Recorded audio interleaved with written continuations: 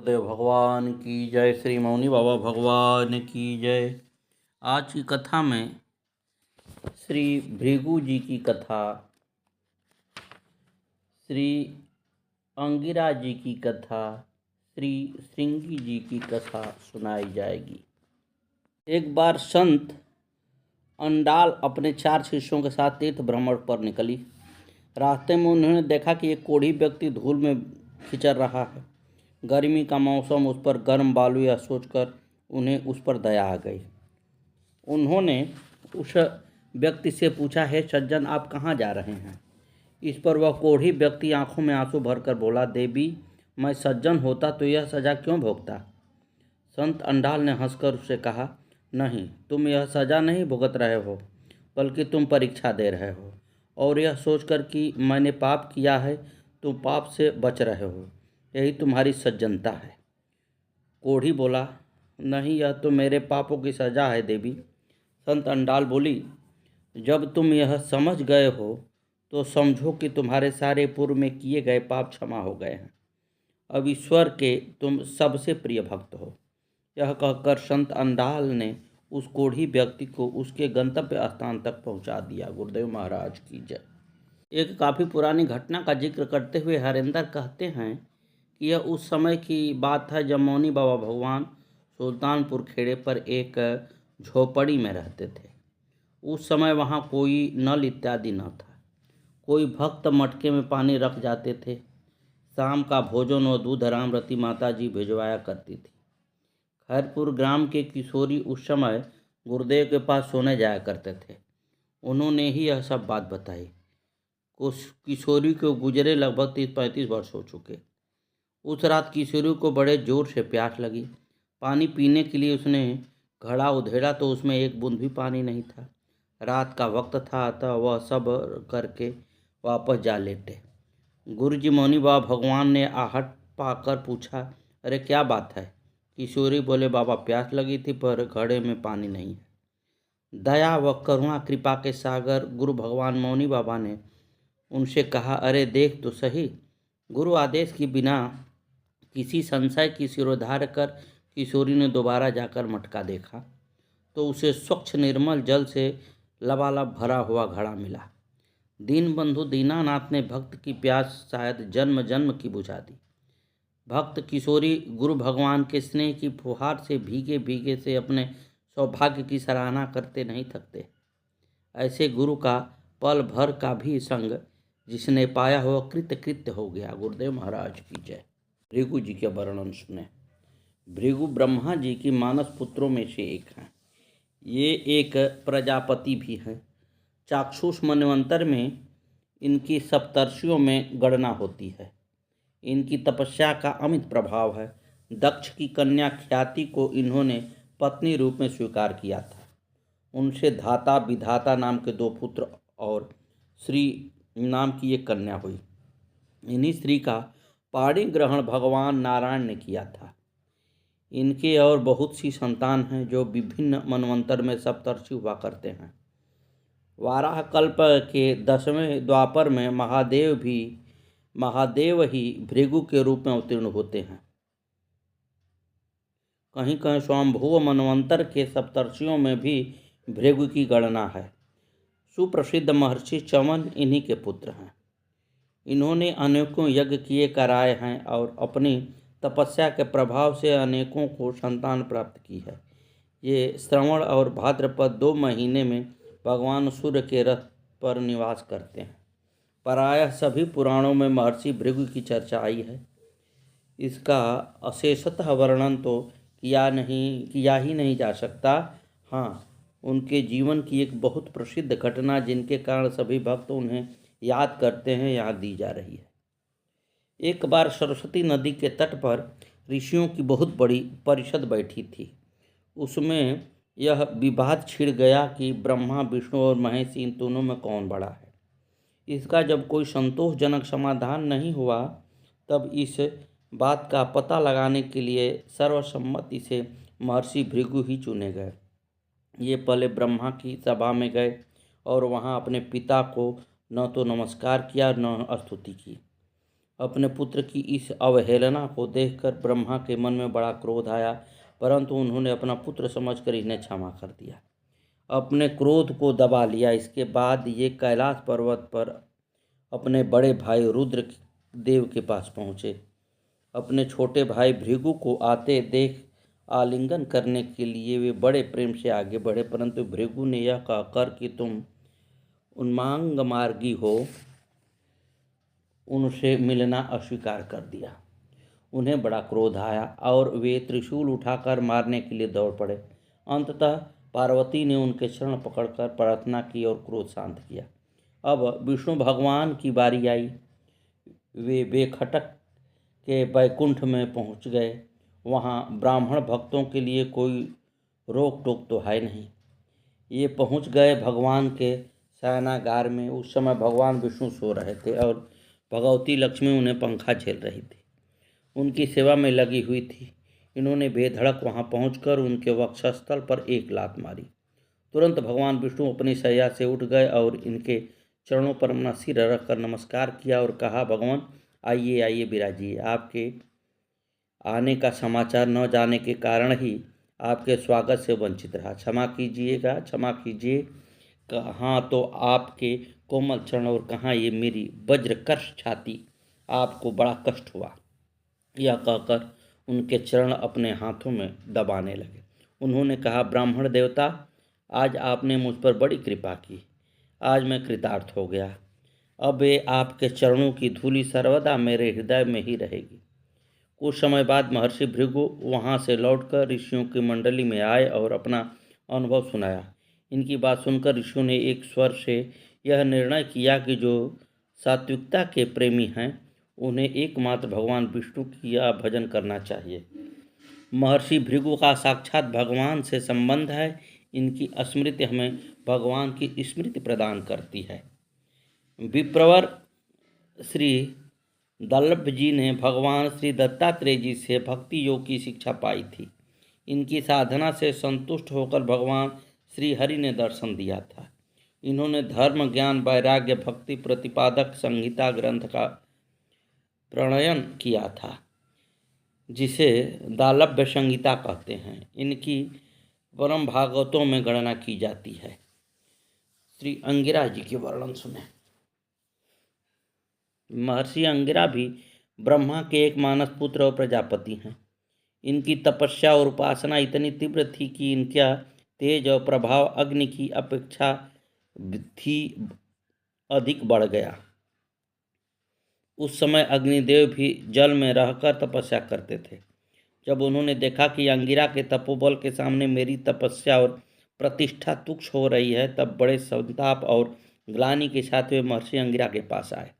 महर्षि अंगिरा ने उनके विषाद का अनुभव करके कहा, आपके संतप्त होने का कोई कारण नहीं है। आप बड़ी प्रसन्नता के साथ लोगों का कल्याण करें। अग्नि ने गिड़गिड़ा कर कहा, मेरी कीर्ति नष्ट हो रही है। अब मुझे कोई अग्नि कहकर सम्मान नहीं करेगा। आप प्रथम अग्नि हैं और मैं द्वितीय अग्नि हूँ। उस समय महर्षि अंगिरा ने कहा, आप अग्नि के रूप में देवताओं को भोजन पहुँचाएं और स्वर्ग चाहने वालों को उनका मार्ग बताएं तथा अपनी दिव्य ज्योति द्वारा मुमुक्षुओं का अंतःकरण शुद्ध करें। मैं आपको पुत्र के रूप में वर्ण करता हूँ। अग्निदेव ने बड़ी प्रसन्नता के साथ उनका बात स्वीकार की और बृहस्पति नाम से उनके पुत्र के रूप में प्रसिद्ध हुए। कहीं कहीं ऐसी कथा भी आती है कि अंगिरा अग्नि के पुत्र हैं। यह बात कल्प भेद में भी बन सकती है।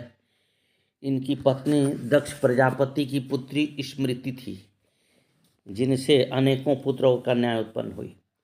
शिव पुराण में ऐसी कथा आई है कि युग युग में भगवान शिव व्यासावतार ग्रहण करते हैं। उनमें 12 कल्प में वेदों के विभाजन, पुराणों के प्रसंग प्रदर्शक और ज्ञान मार्ग के उपदेश का अंगिरा ही व्यास थे। 12 कल्प के 9वें द्वापर में महादेव ने ऋषभ नाम से अवतार ग्रहण किया था। उस समय उनके पुत्र रूप में महर्षि अंगिरा थे।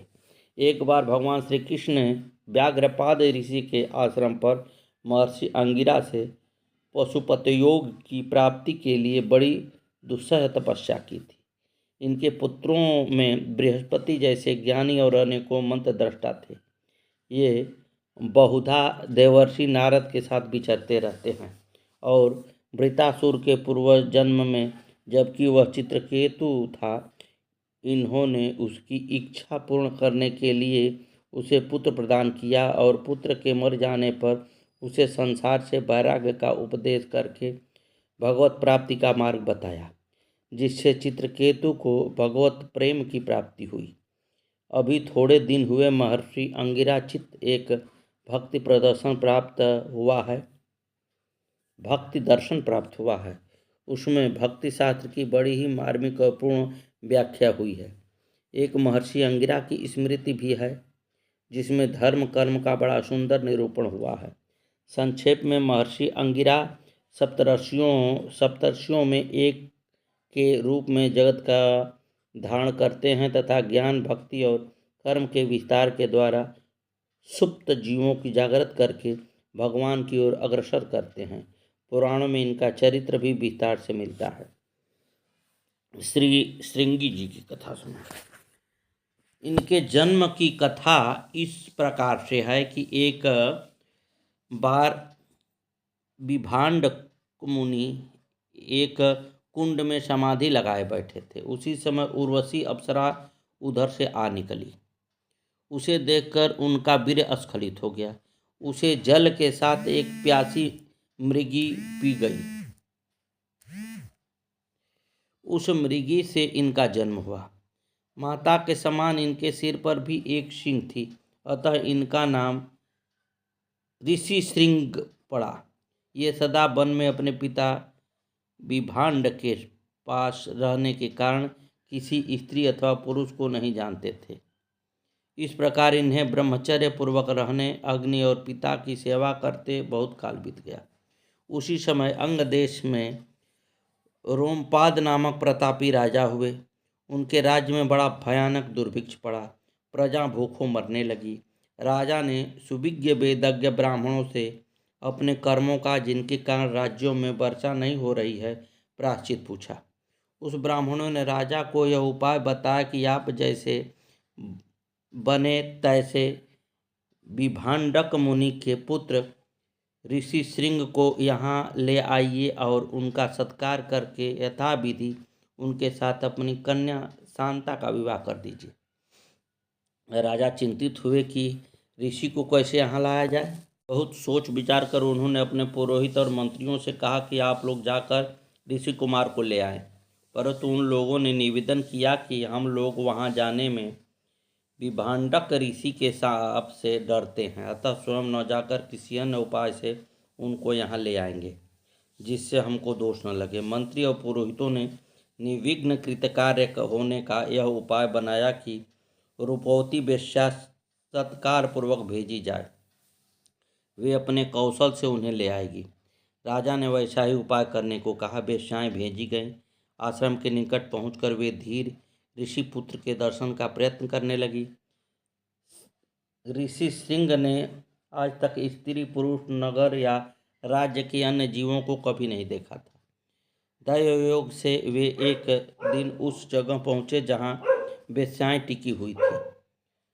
तब मधुर स्वर से गाती हुई वे सब उनके पास आकर बोली कि आप कौन हैं और किस लिए इस निर्जन वन में अकेले फिरते हैं। उन्होंने अपना पूरा परिचय दिया और उनको अपने आश्रम पर लिवा ले जाकर अर्धपाद्य फल मूल से उनका सत्कार किया। वेश्याओं ने भी उनको तरह तरह की मिठाइयाँ यह कहकर खिलाई कि ये हमारे यहाँ के फल हैं, इनको चखिए। फिर उनका आलिंगन कर वे विभांडक जी के भय से झूठ मूठ व्रत का बहाना बनाकर वहाँ से चली आई। वेश्याओं के चले जाने से ऋषि श्रृंग जी उदास हो गए। दूसरे दिन वे फिर वहाँ पहुँचे जहाँ पहले दिन मन को मोहने वाले उन वेश्याओं से भेंट हुई थी। इनको देखकर वेश्याएं प्रसन्न हुई और इनसे बोली कि आइए आप हमारा भी आश्रम देखिए। यहाँ की अपेक्षा वहाँ इससे भी उत्तम फल मिलेंगे और अधिक उत्तम सत्कार होगा। ये वचन सुनकर वे साथ चलने को राजी हो गए। और वेश्याएं उनकी अपने साथ ले आईं। उन महात्मा के राज्य में आते ही सहसा जल की बहुत वर्षा हो गई, जिससे प्रजा सुखी हुई। वर्षा होने से राजा जान गए कि मुनि आ गए।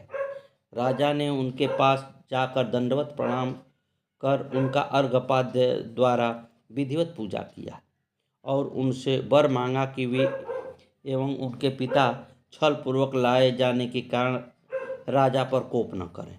फिर राजा उन्हें अपने रनिवास में ले गए और अपनी पुत्री शांता का विवाह उनसे कर दिया। ऋषि श्रृंग वहीं शांता के साथ रहने लगे। अंग नरेश रोमपाद जी श्री अयोध्या नरेश महाराज दशरथ जी के मित्र थे। श्री वशिष्ठ जी की आज्ञा के अनुसार राजा दशरथ पुत्रेष्टि यज्ञ करने के लिए ऋषि श्रृंग को लेने अंग देश गए। श्री रोमपाद जी ने मित्र भाव से उनका सत्कार किया और उनके अभिप्राय को जानकर ऋषि श्रृंग से शांता सहित उनके साथ जाने का अनुरोध किया।